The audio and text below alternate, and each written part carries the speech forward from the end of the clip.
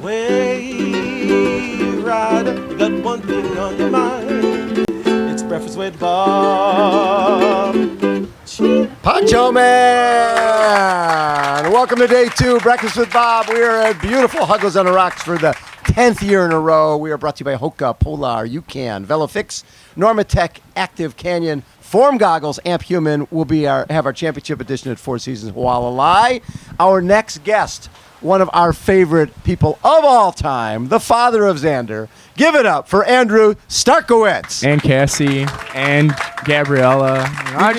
My list keeps. I'm gonna need like my list of kids is getting to be like a sponsorship. It list. is. What do you got? Like 3 now, right? 3 now, yeah. Wow. Now, more importantly, how is Xander doing? Xander's good. He successfully got me sick twice in the last month. So, nice. Yeah, he's doing his job. Yeah. Being a kid.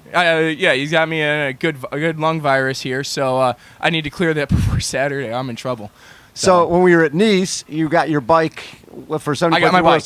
But you got your bike what? 2 nights before. 2 nights before. Nice. So I literally rode the bike. I rode the course. And it was dark, right? Were you out there? It was like out there dark. It was cold. I was trying to descend in the dark, and it just wasn't going That well. wasn't So really. I really didn't get all that good of a look at the course. So. But what I was impressed with when I saw your 14th, but more importantly, a 1:16:23 half marathon off the bike. Yeah. That you were happy with that. Yeah, I was very happy with that. I mean, I'm back to running where I was before I got run over. So it's fantastic to be back in that fitness and back with that speed. Because when you lose it for the amount of years that I've lost it for, and you work and work and work, and it's just like not paying dividends, and then all of a sudden to finally be able to put together a good run. I mean, I've been showing glimpses of having good runs, but again, it's hard to really push yourself when in a lot of these 70.3s that I'm racing,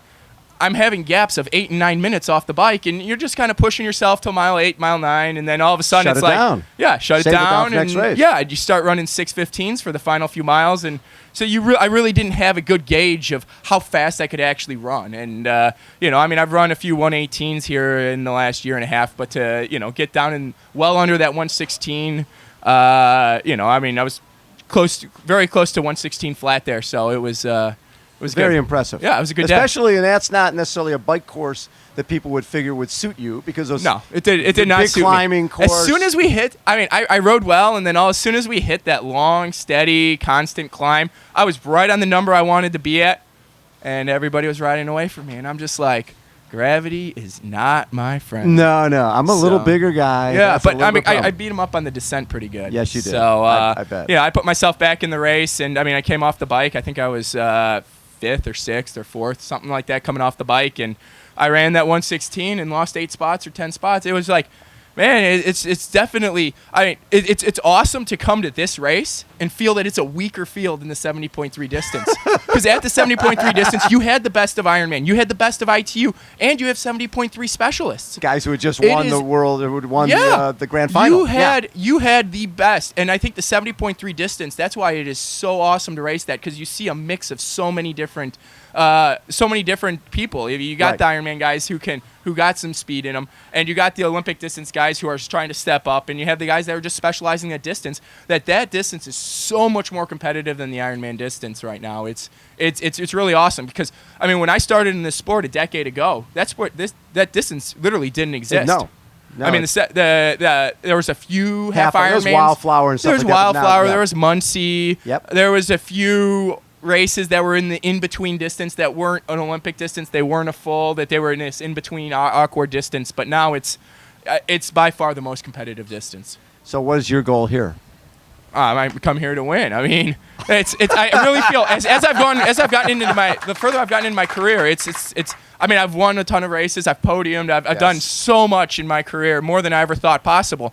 And I kind of feel that a podium at a world championship is definitely missing off my resume. And I'm hungry for it, and I'm gonna make moves that put myself in that position. When you have a situation like when you got run over, then your son, basically you have to CPR on your son. Correct. When he's 10 days old or whatever. Yes. does that change the way you look at these races? Is it you're just going, you're look at this as, I'm just happy to be here. I don't know if I'm going to get back because you never know. Yeah, I definitely. I mean, there was a long period of time. I didn't think I would be back. Yeah, I was actually confident I was done. I mean, regardless of having what I went through with my son, it was just with the injuries broken back, I had. right? Yeah, I had fractures to my thoracic spine, and I mean, you can see the pictures before and after the crash. I mean, my aero position is different. I have a nice hump where the vertebrae got fractured. So, I mean, a little camelback. But it's, I never thought I'd be back. And, yeah, I definitely cherish it more. Right. But,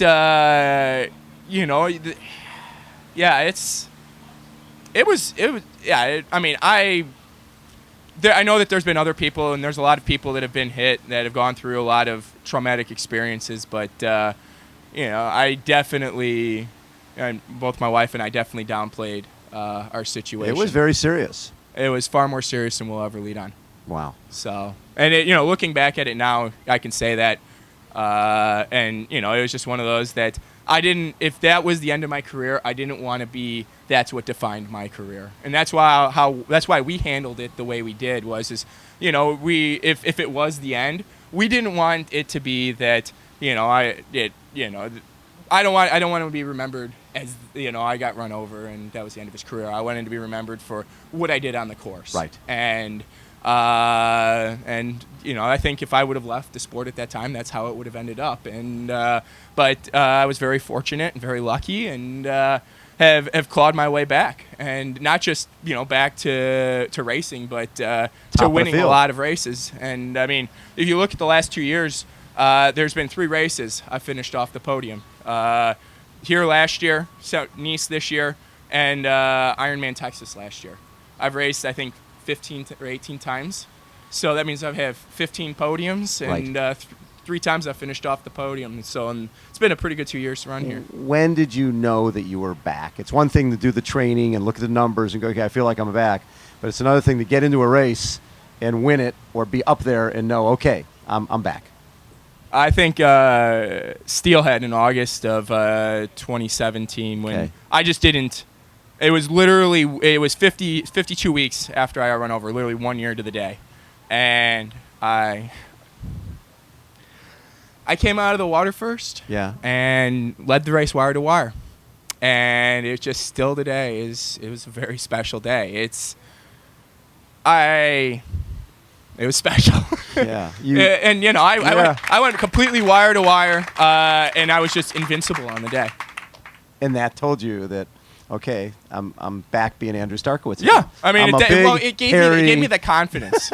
I'm the big, hairy winning machine all over again. Yeah. I mean, definitely. I mean, especially in the sport where confidence means so much. Yes. Because we're racing with such narrow margins that if you losing a little bit of self-confidence is huge. I mean, the difference between finishing 6th this year and finishing 13th this year at Kona is going to be, it's all just a difference of, it's not physical ability, it's self-confidence, it's focus, it's mental energy, it's all that stuff. The difference in physical ability is nil. Well, you look at last year, I think 4th to 7th place was separated by a couple minutes. Right. People are racing that last 5K correct, side by side. Yeah. It's changed from the big gaps that we had back in the day.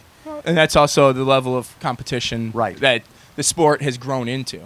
So having Alistair Brownlee here, having Jan Frodeno back, having Lionel Sanders and Cam Worth, and do you look at those other guys and say, okay, if Cam is with me, this is what I'm going to do. If Alistair is off the front in the swim, this is what I'm going to do. Or do you plan that ahead, or you just take it as it goes? Yeah, I mean, you definitely role play in your mind of a bunch of different strategies, a bunch of different of how the race could unfold or it should unfold, and how you're going to treat different situations, and then that's about all you can do, because there's not much that you can.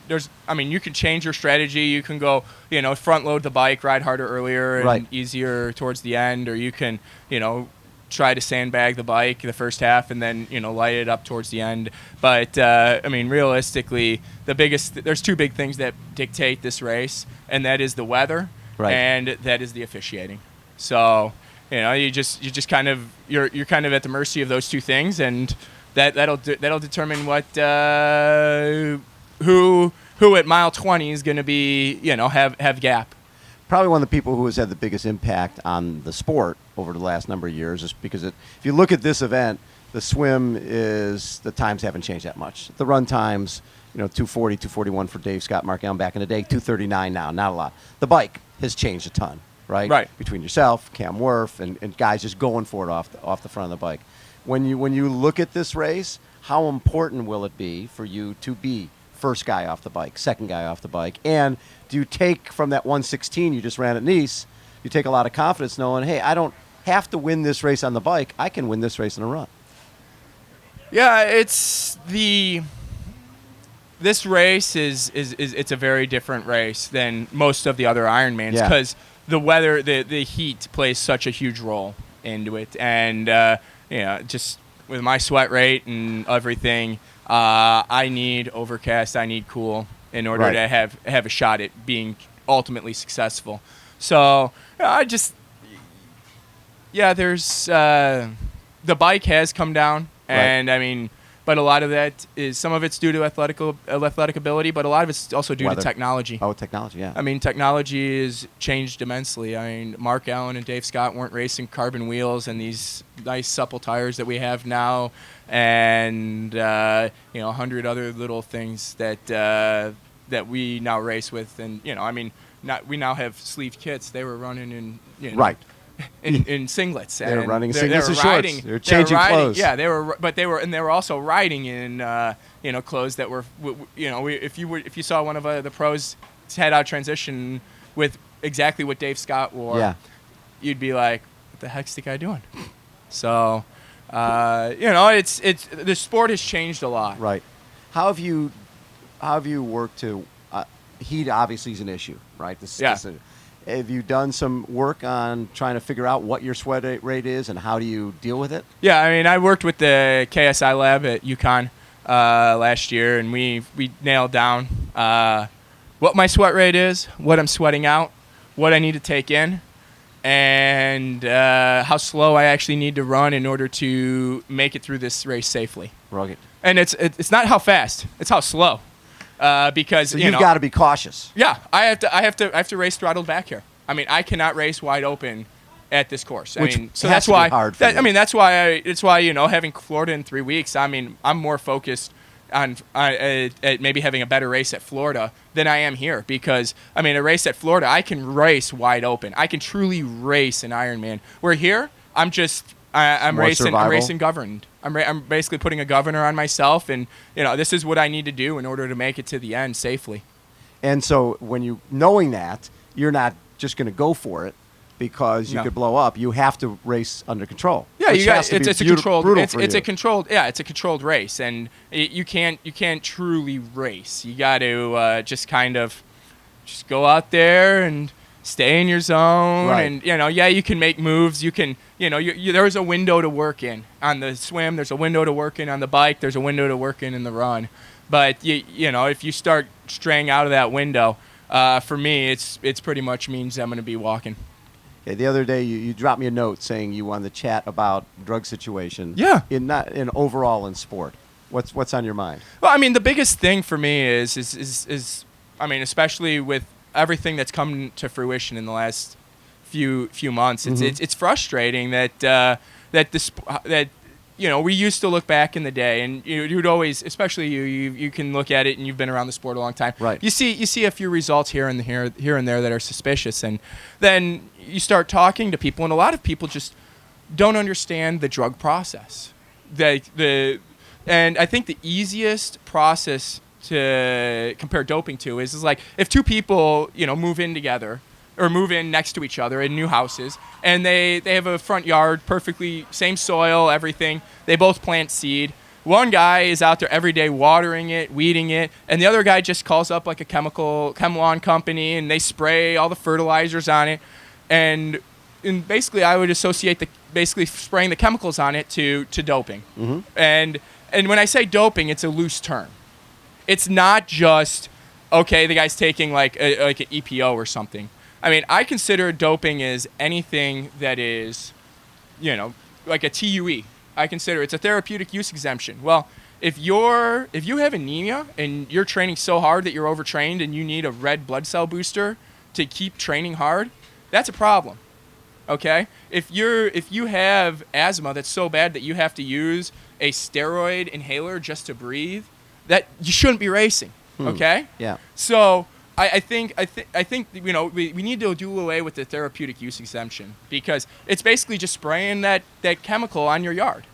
And within a year, all of a sudden this guy's got a nice green yard because he's spraying, and the other guy is out there weeding. He's got gaps, he's got dirt, and he adds more grass seed, and you're laboring, and the other neighbor's got a beautiful yard.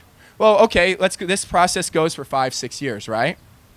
And then all of a sudden, boom, that guy gets popped. So he gets suspended for 6 months, a year. So he stops fertilizing his yard for 6 months, a year, 2 years, 4 years. When does your yard that you've been laboring look as good as that other guy's yard? It still doesn't. So it's like, okay, yeah, that guy served a suspension, and he came back and he served a suspension. He came back and he did his time. Well, yeah, but look at that green yard. No matter whether he served 2, 4, 6, whatever, how many years he served, the damage is done, or the advantage is there. Right. And that's the thing is there is, to me, their only ban is lifetime. And that's one of the things that's frustrating to me is I'm racing, and I know I'm racing a couple of guys that are chemists. They're not athletes. I mean, they're going out there and they're living in the gray area, or they're doing stuff that's blatantly cheating, and they're getting away with it. And you have guys here that have served suspensions, like Michael Weiss, and he never has tested positive. Michael Weiss has never tested positive. And yet he had to serve a 2-year suspension because he was associated with the team for blood doping. Right. Whether he actually did it, whether he has doped or ever has doped, I don't know. But, and then you have other guys who in this field that have been suspended for periods of time that have clearly doped, and now they're back racing, and it's no big deal. And it's frustrating, and I really feel that it used to be we used to question 1 or 2 of the athletes in the field that something funny going on, but it's definitely grown in the last few years. And you look at it, I mean, Lance Armstrong never tested positive, so it's like, well, why aren't they catching him? Well, if they're not catching him, then the process needs to change. Right. Well, the process definitely needs to change, no question about it. And I think the biggest opportunity for the process to change is to basically invert what we're doing. And instead of having instead of having USADA and WADA saying, okay, you can't do this and you can't do that, and create this huge gray area, if athlete, they need to basically put together a list of supplements, a list of things that we can take, and say, hey, you can take this, and if you can take it, and then you can go to the drug companies and say, okay, who wants to be the exclusive supplier to athletics for vitamin C? Who wants to be the exclusive supplier for magnesium? Mm-hmm. Who wants to be the exclusive supplier for this and that? And then all of a sudden, WADA is going to have more funding than they've ever had before to reel this in. And because the athletes, basically drug companies are going to bid on, hey, this is what we want athletes. Athletes can only take this, and athletes can only take this. So when an athlete has something that's not in line with one of these buckets that they claim that that's acceptable within WADA, out. You're out. Yeah. And it's all of us. You flip the process, right. And because as long as make it black and white and say, hey, this is what you can do, this is what you can't do, instead of you can't do this, you can't do this, you can't do that. Yeah. And the problem obviously is that anybody who's in that gray area is going to be ahead of, because there's way more dollars in the exponentially more money. Yeah. I mean, like you said, what was the difference between 4th and 7th last year? 3 minutes? Yeah, 2 minutes. Yeah. Like so I mean, that's 2 minutes, and we're, like we said, we're, I mean, I chalked it up to, just the mentality of, who's more focused at that day. But, I mean, if somebody's got a little more chemistry than everybody else, maybe they could be less focused and make it there just quicker. Well, hopefully Pro Triathlon Organization will start talking about some of this stuff and make something happen. Wow. But, Andrew, as always a pleasure to chat with you. Thank you so very much. much for taking time, and we will see you out there on Saturday. Go kill it. I'm looking forward to it. Andrew Starykowicz, everybody. Take us out, Pancho Man. Hey, rider, you got one thing on your mind, and it's breakfast with Bob. And Andrew.